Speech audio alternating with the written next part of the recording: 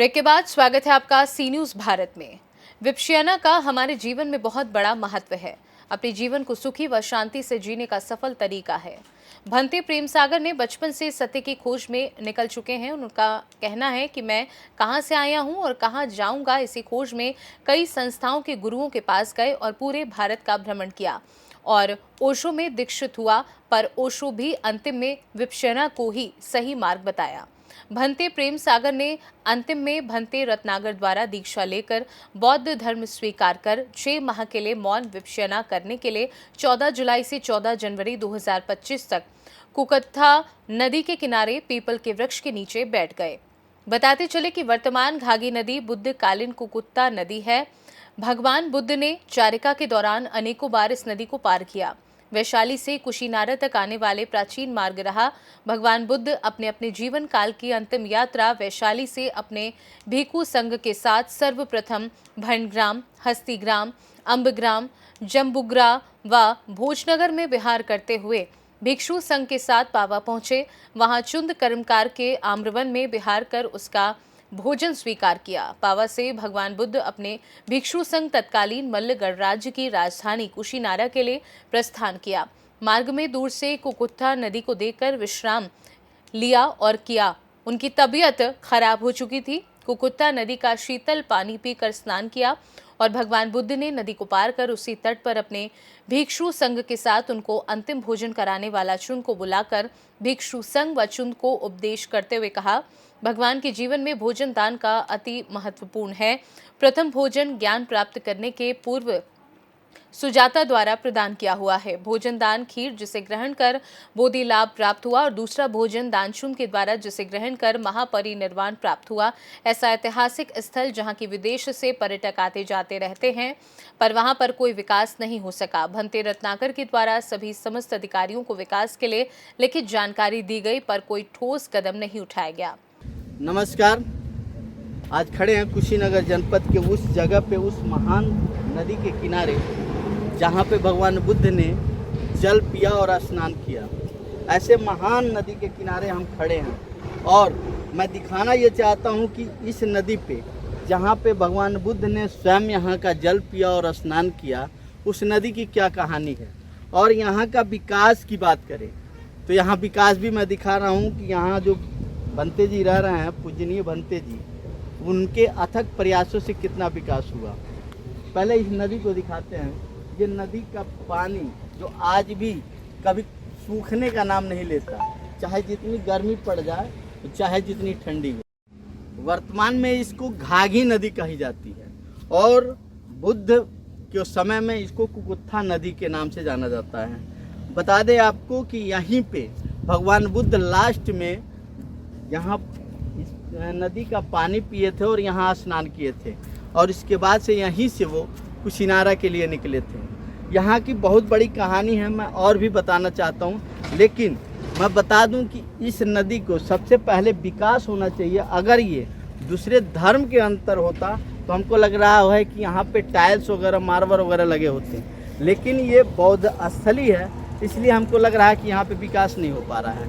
आइए मैं दिखाऊँ यहाँ पे कि ये इतना प्राचीन नदी होने के बावजूद, इतना प्राचीन जगह होने के बाद यहाँ पे पर्यटन आते हैं और सैकड़ों की संख्या में यहाँ पे विपස්සना करते हैं, यहाँ रहते हैं, लेकिन इसका विकास देख लीजिए। अभी तक प्रशासन इस पर कोई भी विकास नहीं कर रहा है। और इसी के साथ मैं बता दूँ कि यहाँ भंते जी के अथक प्रयासों से जो है प्राइवेट चंदा के रूप में लेकर और 1-2 कमरे बनवाए गए हैं और यहाँ पे ये भंते जी लोग रहते हैं। और मैं एक चीज़ बता दूं, यहाँ पे एक बहुत इम्पॉर्टेंट चीज़ बताने जा रहा हूँ कि जो कि आप जान रहे हैं कि हमारे विपස්සना का इस ज़िंदगी में कितना महत्व है, ये जानने के लिए और ये बताने के लिए भंते जी यहाँ प्रेम सागर भंते जी बैठे हैं। 10 दिन का विपස්සना करके आप देखिए, 10 दिन अगर मौन धारण करते हैं तो 11वें दिन आपको बोलने में कितनी दिक्कतें आती है, कितना दिक्कतों का सामना करना पड़ता है। लेकिन यहाँ पे जो प्रेम सागर बौद्ध जी हैं, ये 6 महीने के लिए मौन धारण करके विपස්සना में बैठे हैं। यहाँ का वातावरण आप देख सकते हैं। कैमरामैन थोड़ा सा हमारे इशारे पे इसको पूरा वातावरण दिखाए कि यहाँ का वातावरण में शाम होते ही मच्छर मानो कि हमला कर देते हैं।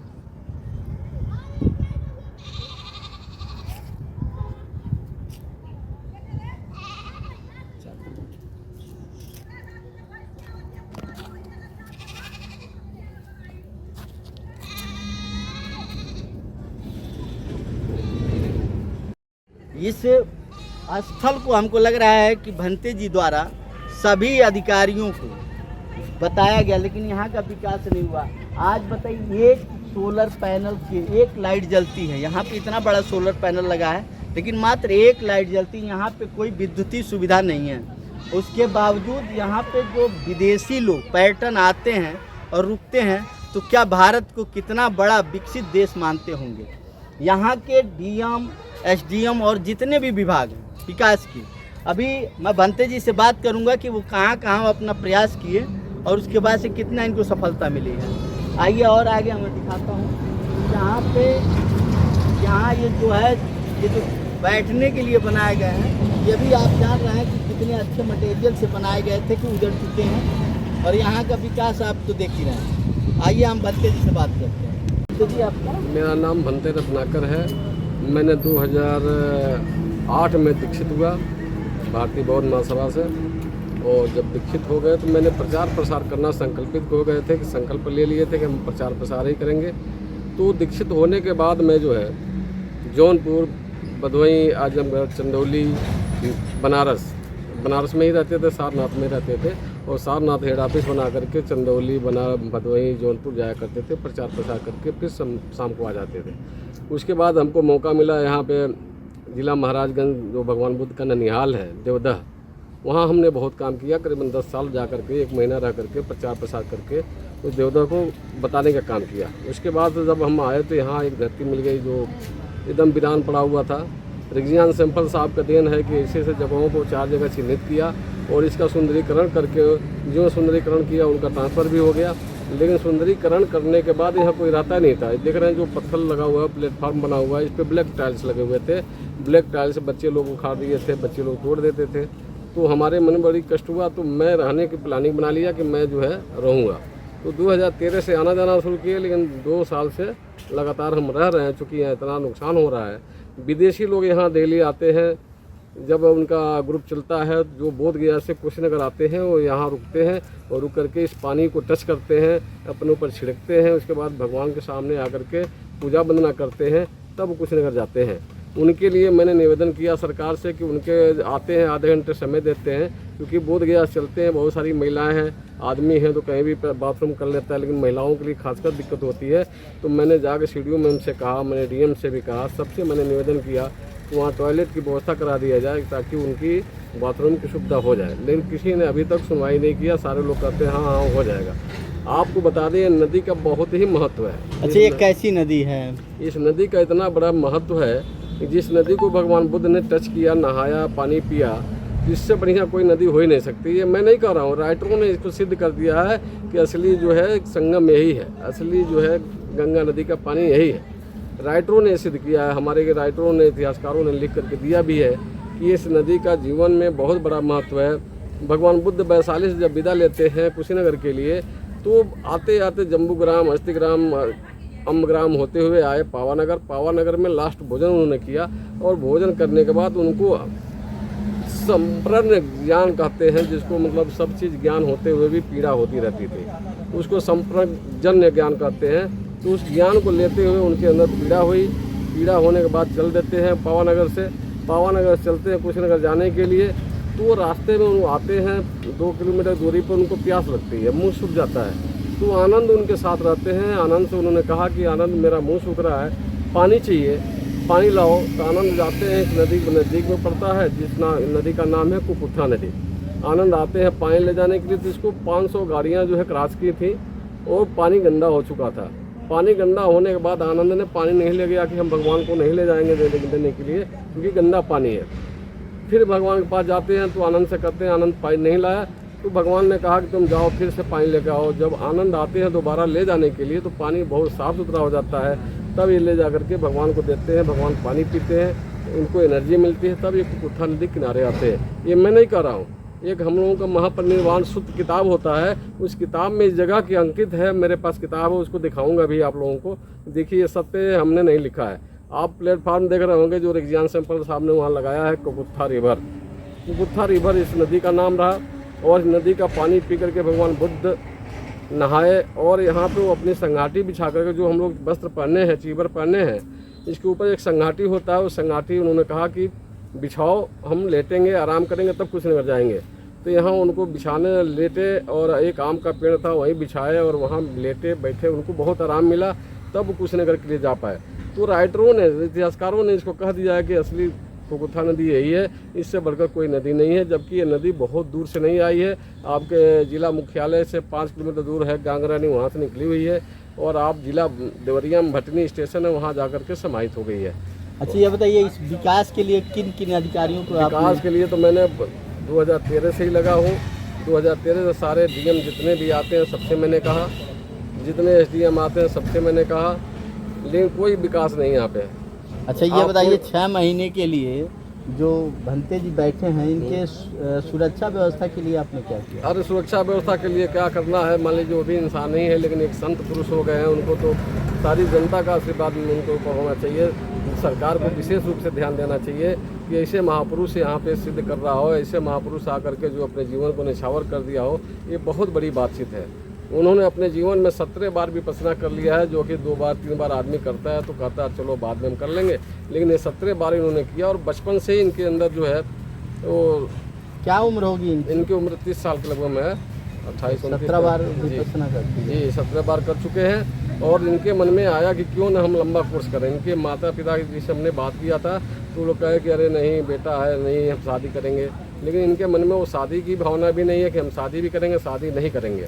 इन्होंने प्रतिज्ञा कर लिया और ये सोच लिया है कि हम लंबा कोर्स करेंगे। जब लंबा कोर्स करेंगे तभी भगवत की उत्पत्ति हो पाएगी, भगवत हो पाएंगे, नहीं तो और कोई रास्ता इसका नहीं है। तो उन्होंने 6 महीने के लिए संकल्पित हो गया। अब देखिए बारिश हो रही है, उस बारिश में भी वो बैठेंगे नीचे।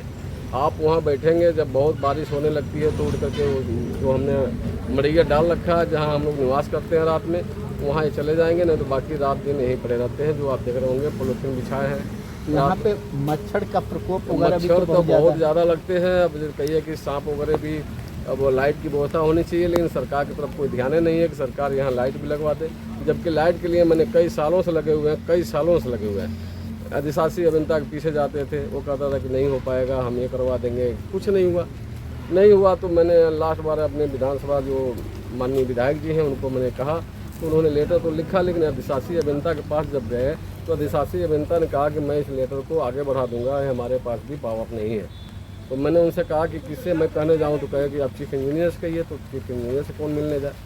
ये लाइट की व्यवस्था, यहाँ लाइट की इतनी आवश्यकता है कि आप देख लेंगे, रात होगी तो देखिएगा आपको कितना अंधेरा दिखाई देता है, लेकिन गाड़ियाँ आती जाती हैं, हम लोग उसको देख करके संतुष्टि मिलती है, उसको देख करके हम लोग लाइट समाज को बढ़ा लेते हैं। लेकिन सबसे जीवन काल में आप देख रहे होंगे जो विपश्यना कर रहे हैं उनका भी फोटो आपके लिए उनके सामने बातचीत हो जाएगी।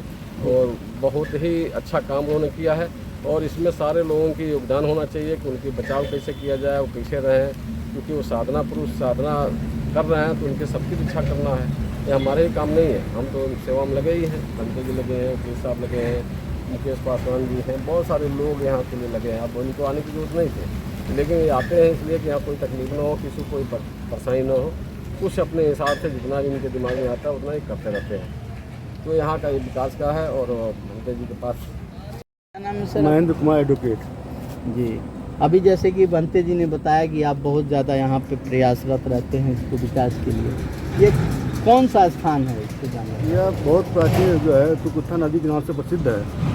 यहाँ पर भगवान बुद्ध जो है आज यहाँ चले थे पावानगर से, यहीं विश्राम किए, यहीं से पानी में पिए थे, अब फिर यहाँ से आगे बढ़े। तो मेरा मानना यह है कि यहाँ के विकास के लिए जैसे भंते जी कह रहे हैं कि तमाम अधिकारियों को विकास के लिए तमाम लेटर दिया गया, अभी सब विकास न होने का क्या कारण हो सकता है? अब विकास न होने का प्रशासन की जिम्मेदारी है। हालांकि उन्होंने बहुत प्रयास किया, हम लोग पैसे देते रहते हैं कि आप जो है कुछ करिए, यहाँ जाइए वहाँ जाइए, ये जाते भी हैं, लेकिन सिर्फ आश्वासन मिलता है, इनको प्रगति नहीं हो पाती है। ये सरकार इस पे विकास क्यों नहीं कर रही, इस पे मेरा प्रश्न। खैर सरकार पर इसको ध्यान देना चाहिए। जैसा कि अभी अगर कोई मान लीजिए कि हम लोग देखते हैं कि हिंदू कोई अगर कुछ प्रकट हो जाए तो वहाँ पे सबसे ज़्यादा सरकार का मतलब जी हाँ, व्यय ध्यान होता है। हाँ, ध्यान जाता लेकिन यहाँ पे अगर ये प्राचीन हाँ, प्राचीन भी है नदी है और हाँ और प्राचीन पर्यटन भी आते हैं यहाँ पे, पर्यटन भी आते हैं यहाँ पर। तो यहाँ पे विकास होना चाहिए। यह तो रेजिडेंट सिविल जो थे तभी उनका थोड़ा सा ध्यान गया, तब यह विकसित हो पाया। अब वैसे अधिकारी यहाँ में इसका विकास संभव हो सकता है। चलिए ठीक है, आप लोग प्रयासरत हैं, बहुत बहुत। तो अभी हम प्रयास किए थे कि बंते जी से भी आपको जानकारी दिलवाएं। यहाँ का ये बहुत बड़ी लंबी कहानी है यहाँ इस नदी का, और यहाँ पे हमको लग रहा है कि हर दिन पर्यटन आते रहते हैं। और यहाँ पे जैसे कि अभी ये भंते जी विपස්සना कर रहे हैं, अब यहाँ विकास क्यों नहीं हो रहा है, एक सवाल मैं छोड़ के जाता हूँ प्रशासन के ऊपर और शासन के ऊपर कि यहाँ इतने दिनों से अगर प्रयासरत हैं तो यहाँ विकास क्यों नहीं हो रहा है, आखिर कारण क्या है। अगर क्या ये भगवान बुद्ध की स्थली रही है, अगर इतिहास में इस जगह का नाम है तो यहाँ विकास होना चाहिए। ये चीज़ें अधिकारी अपने संज्ञान में डाल के और यहाँ विकास करवाएं, ताकि दूर दराज से दूसरे देशों से आने वाले पर्यटन को ये लगे कि भारत के अंदर अगर बुद्ध स्थली है, भगवान बुद्ध की ये नगरी है, तो उनके जहाँ पानी पिए और जहाँ नहाए, इस जगह को भी पवित्र माना जाता है और यहाँ विकास होनी चाहिए।